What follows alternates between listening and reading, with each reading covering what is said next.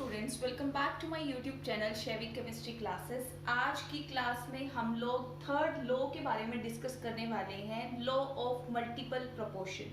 तो काफ़ी कंफ्यूजिंग सी स्टेटमेंट है इसकी, बट आई होप आपको क्लियर हो जाए। तो चलिए स्टेटमेंट स्टार्ट करते हैं। Law of multiple proportion. तो मल्टीपल का मतलब क्या हो गया? एक से ज़्यादा, बहुत सारे, ठीक है, यानी कि काफ़ी सारे रेशो में। प्रोपोर्शन का मतलब क्या हो गया? रेशो। तो काफी सारे रेशो में कंबाइन करते हैं केमिकल कंपाउंड। केमिकल कंपाउंड काफी सारे रेशो में कंबाइन करते हैं, मल्टीपल रेशोज में कंबाइन करते हैं। तो अब देखिए स्टेटमेंट क्या कह रही है, when the two elements combine, जब दो एलिमेंट्स आपस में कंबाइन करते हैं to form more than one compound, और एक से ज्यादा कंपाउंड की फॉर्मेशन करते हैं, ठीक है, then the different masses of one element which combine with the fixed mass of other element bears a small and simple whole number ratio। तो स्टेटमेंट थोड़ी सी कंफ्यूजिंग है, ध्यान से एक बार एग्जांपल देखिए, ठीक है। एग्जांपल के थ्रू मैं ट्राई करूंगी आपको समझ में आए।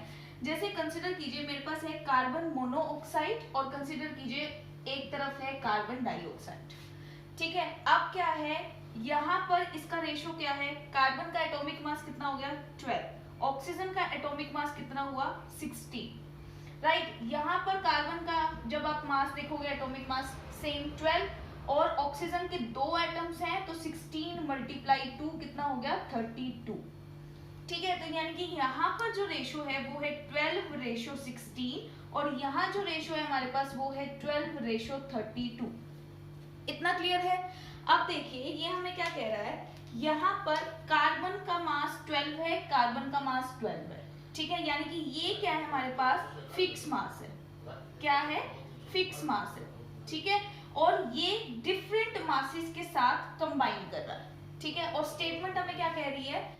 Now the different mass of one element, यानी कि एक एलिमेंट का डिफरेंट मास होना चाहिए। दो एलिमेंट्स हैं, दो एलिमेंट्स मिलकर कंपाउंड बना रहे हैं, ठीक है। एक ने बनाया कार्बन और ऑक्सीजन ने मिलकर एक बार बनाया कार्बन मोनोऑक्साइड, एक बार कार्बन और ऑक्सीजन ने मिलकर बनाया कार्बन डाइऑक्साइड, ठीक है। अब इसमें डिफरेंट मास किसका है? ऑक्सीजन का। एक बार ऑक्सीजन का डिफरेंट मास है 16 और इसमें ऑक्सीजन का मास है 32, राइट। अब क्या है, इसमें क्या बोला है? एक एलिमेंट का डिफरेंट मास कंबाइन करेगा with the fixed mass of other element. तो ये किसके फिक्स्ड मास के साथ कंबाइन कर रहे हैं? ये वाला oxygen fixed mass of carbon के साथ कंबाइन कर रहा है, ये वाला oxygen fixed mass of carbon के साथ कंबाइन कर रहा है। दोनों का क्या है? फिक्स्ड मास किसका है? कार्बन का, ठीक है। Bears a simple and small whole number ratio, यानी कि इसका और इसका सिंपल रेशो होना चाहिए। रेशो क्या है? 1:2। क्लियर? एक बार और समझिए ध्यान से, मैं एक और एग्जांपल ले रही हूं। अब देखो एक दूसरा एग्जांपल, एक मैंने ले लिया वाटर, एक मैंने ले लिया हाइड्रोजन परऑक्साइड, ठीक है। अब देखिए इसमें हाइड्रोजन का एटॉमिक मास कितना है? 2, क्योंकि 2 एटम्स हैं। ऑक्सीजन का कितना है? 16, राइट। यहाँ पर अगेन हाइड्रोजन का एटॉमिक मास कितना हो गया? 2। एटॉमिक मास हाइड्रोजन का 1 होता है, तो 1 मल्टीप्लाई ये हो गया 2, तो इसलिए मैंने यहाँ पर 2 लिखा है, ठीक है। ऑक्सीजन का कितना हो गया? 16, 16 मल्टीप्लाई 2 कितना हो गया? 32। अब यहाँ पर फिक्स्ड मास कौन सा है आपको ये पता लगाना है। तो फिक्स्ड मास किसका है? हाइड्रोजन का और हाइड्रोजन का।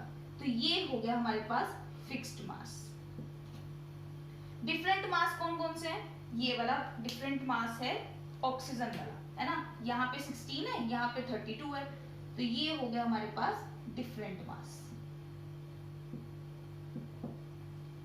अब डिफरेंट मास का जो रेशो होगा वो सिंपल और होल नंबर रेशो होगा, यानी कि 16:32। तो कितना आ गया? 1:2। क्लियर? फिर से एक बार स्टेटमेंट पढ़ेंगे हम, और फिर से मैं आपको इस एग्जांपल के थ्रू बता रही हूँ। When the two elements combine, two elements कौन से हुए? हाइड्रोजन और ऑक्सीजन, ठीक है। 2 एलिमेंट्स कौन से हुए? हाइड्रोजन और ऑक्सीजन।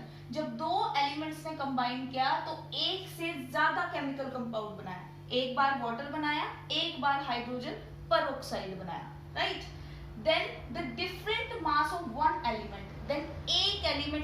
डिफरेंट मास, किसका, ऑक्सीजन का, यहाँ पर 16 है, यहाँ पर 32 है, वो कंबाइन कर रहा है with the fixed mass of other element. Fixed mass किसका है, हाइड्रोजन का। BSA, तो ये जो डिफरेंट मास का जो रेशो होगा वो सिंपल और होल नंबर रेशो होना चाहिए। तो यहाँ पे डिफरेंट मास का सिंपल और होल नंबर रेशो क्या है, 1:2। क्लियर है, ये आपका हो गया लॉ ऑफ मल्टीपल प्रोपोर्शन। मैं एक और एग्जांपल ले रही हूँ आप लोगों की क्लैरिफिकेशन के लिए कि कोई भी कमी नहीं आनी चाहिए। थर्ड एग्जांपल मैं यहाँ पर लूंगी। देखिए, जैसे नाइट्रोजन और ऑक्सीजन के कंपाउंड्स हम बनाते हैं, ठीक है। नाइट्रोजन और ऑक्सीजन के कंपाउंड कौन कौन से बन सकते हैं, N2O, NO, N2O3, N2O4 और N2O5। आपको समझ जाना है कि जब दो एलिमेंट्स कंबाइन करें और मल्टीपल प्रोपोर्शन में कंबाइन करें, यानी कि बहुत ज्यादा मल्टीपल रेशियोज हो उनके, तो वहां पर law of multiple proportion he follow होगा, ठीक है।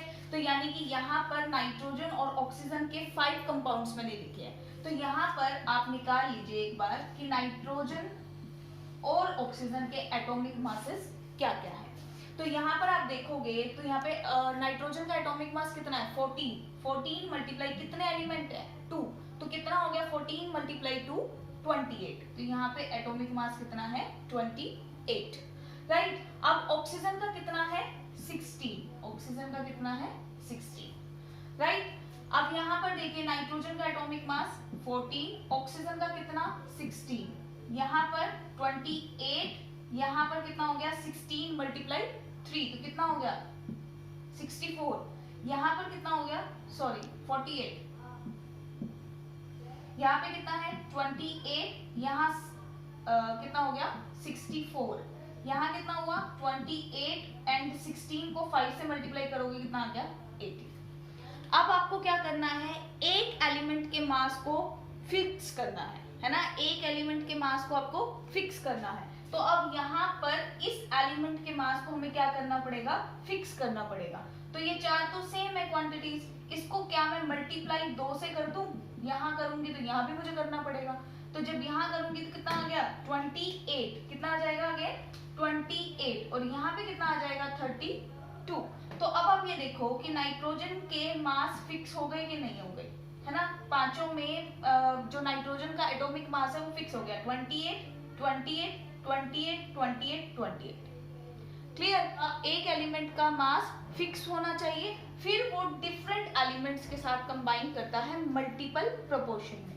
तो यहाँ पर रेशो क्या हो गया, फिक्स्ड मास ऑफ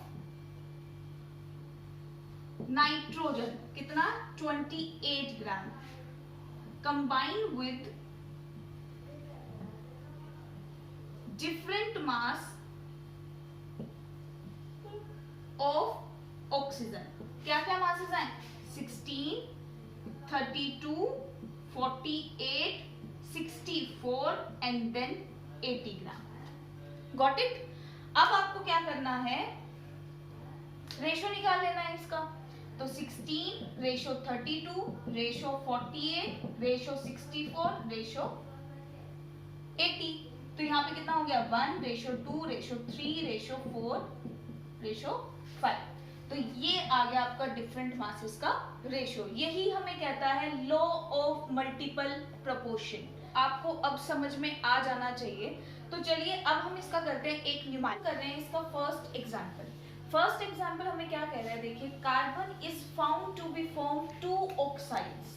कितने ऑक्साइड बना रहा है, 2। तो यानी कार्बन के 2 ऑक्साइड कौन कौन से होते हैं, कार्बन मोनोऑक्साइड और कार्बन डाइऑक्साइड, राइट।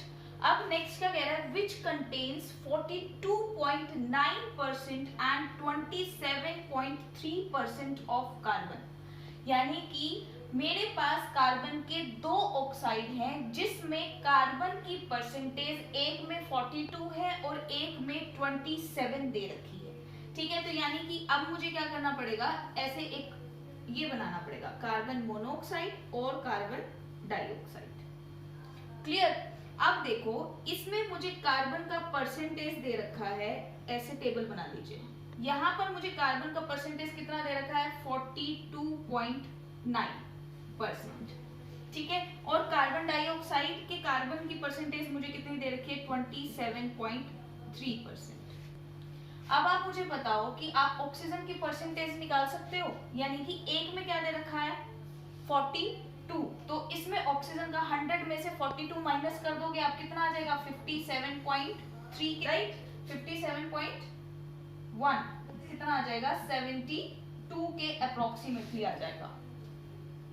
क्लियर, यानी कि सबसे पहले आपको कार्बन का परसेंटेज दे रखा है, आपको इस परसेंटेज को 100 में से माइनस करना है, तो ऑक्सीजन का आ जाएगा 57, और जब आप कार्बन डाइऑक्साइड में कार्बन का परसेंटेज कितना दे रखा है 27, तो इसको 100 में से माइनस करोगे तो कितना आ जाएगा 72%।